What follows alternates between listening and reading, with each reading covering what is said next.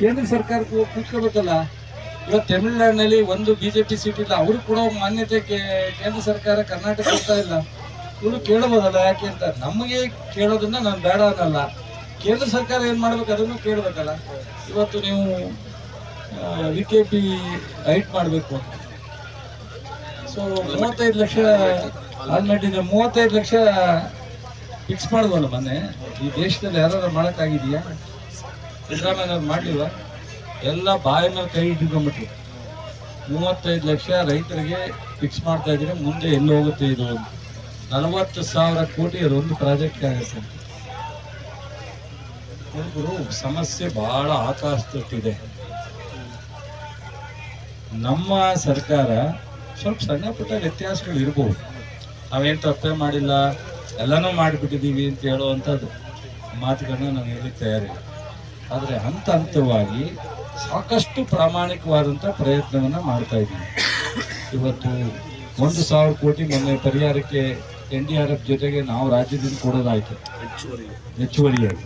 ಮೊನ್ನೆ ಕಬ್ಬಿಗೆ 350-400 ಕೋಟಿ ಆಯಿತು.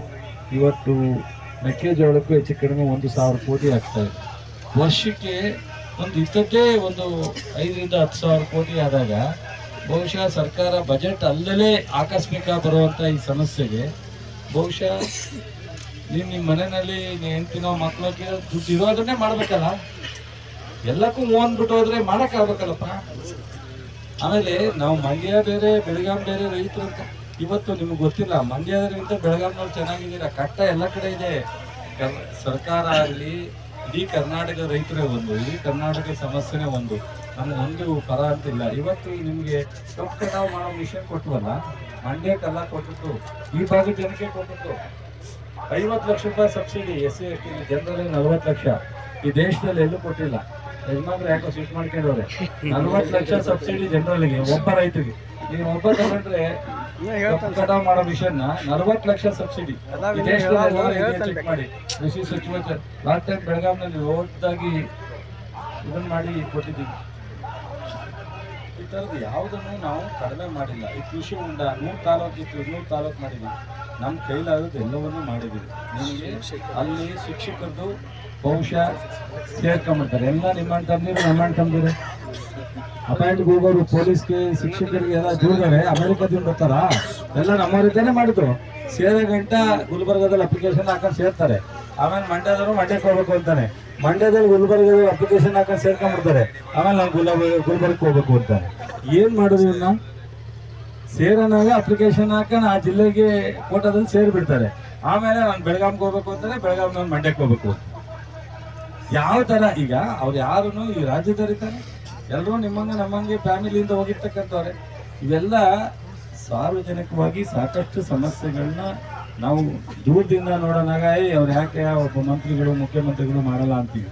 ಹತ್ತಿರದಿಂದ ನೋಡಿದಾಗ ಸಮಸ್ಯೆಗಳೆಲ್ಲ ಗೊತ್ತಾಗ್ತವೆ. ಬಟ್ ಈ ಸಾರಿ ನಮ್ಮ ಮುಖ್ಯಮಂತ್ರಿಗಳು, ನಮ್ಮ ಸರ್ಕಾರ ಆದಷ್ಟು ಪ್ರಯತ್ನ ಮಾಡಿದ್ರು, ಆದರೂ ಸಮಸ್ಯೆ ಇಲ್ಲ ಅಂತ ಹೇಳಲ್ಲ. ಇವತ್ತೇನು ನಿಮ್ಮನ್ನು ಕರಿತಾ ಇಲ್ಲ ಅಂತ ನಾನು ಹೇಳಿದ್ದೆ. ಯಾವಾಗ ಕರೆಯುವಂಥ ಮೀಟಿಂಗ್ಗೆ ಪ್ರತಿಯೊಂದು ಮೀಟಿಂಗು ಇವರು ಲೀಸ್ಟಲ್ಲಿ ಇರಬೇಕು ಅಂತ.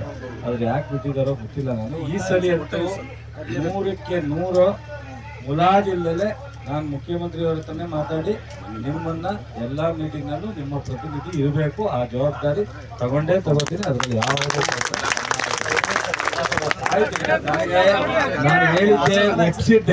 ನಾನು ಹೇಳಿದ್ದೆ ಒಪ್ಪಿಸಿದ್ದೆ. ಆದರೆ ನೀವು ಮಾಡಿಲ್ಲ ಅಂತ ಇದ್ರೆ ನಾನು ಮತ್ತೆ ನೀವೇನಾದ್ರು ನನಗೆ ಫೋನ್ ಮಾಡಿರಲಿಲ್ಲ, ಅಥವಾ ನಾನು ಅದ್ರ ಕಡೆ ಗಮನ ಹರಿಸಿರ್ಲಿಲ್ಲ. ಬಟ್ ಈಗ ಮತ್ತೆ ಹೋಗಿ ಮಸ್ಟನ್ ಶೂಟ್ ಸೇರಿಸ್ಬೇಕು ಅಂತ ನಾನೇ ಕೂತ್ಕೊಂಡು ಆ ಲೀಸ್ಟಲ್ಲಿ ಇನ್ಕ್ಲೂಡ್ ಮಾಡಿಸ್ತೀನಿ. ನನ್ನ ಜವಾಬ್ದಾರಿ ಗೊತ್ತಾಯ್ತಾ? ಆ ಥರದ್ದು ಏನಾದ್ರು ಮಿಸ್ ಆಗುವಂಥ ಸಂದರ್ಭ ಬಂದರೆ ನಿಮ್ಮ ಅಧ್ಯಕ್ಷರು ನಾನು ಕಾಂಟ್ಯಾಕ್ಟ್ ಮಾಡಿ ನಾನು ಸರಿಪಡಿಸ್ತೀನಿ,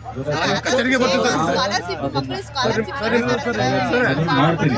ಆಮೇಲೆ ಏನೇನು ನೋಡಿ, ನಾನು ರೈತರ ಬಗ್ಗೆನೇ ಚರ್ಚೆ ಆಗ್ತಾ ಇದೆ. ಫೋನ್ ಬರುತ್ತಲೇ ಇದೆ ನನಗೆ, ಒಳಗಡೆ ನೀವು ಇರಬೇಕು, ಕೃಷಿ ಸಚಿವರು ಇಲ್ಲದೆ ರೈತರ ಬಗ್ಗೆ ಚರ್ಚೆ ಮಾಡೋದಂತ. ನಾವು ಬೆಳಗಾಂಗೆ ಒಂದು 10 ಸರಿ ಬಂದಿದ್ದೀವಿ, ಬಾಗಲಕೋಟೆಗೆ ಬಂದಿದ್ದೀನಿ, ರಾಯಚೂರಿಗೆ ಬಂದಿದ್ದೀನಿ, ಗುಲ್ಬರ್ಗೆ ಬರ್ತೀನಿ. ಮಂಡ್ಯ ಊಟದವರು MLA ಮಾಡೋರೆ, ಹೋಗ್ಲೇಬೇಕಲ್ಲ, ಹೋಗ್ತೀವಿ ಅಷ್ಟೇ. ಬಿಟ್ಟರೆ ಸಮಸ್ಯೆ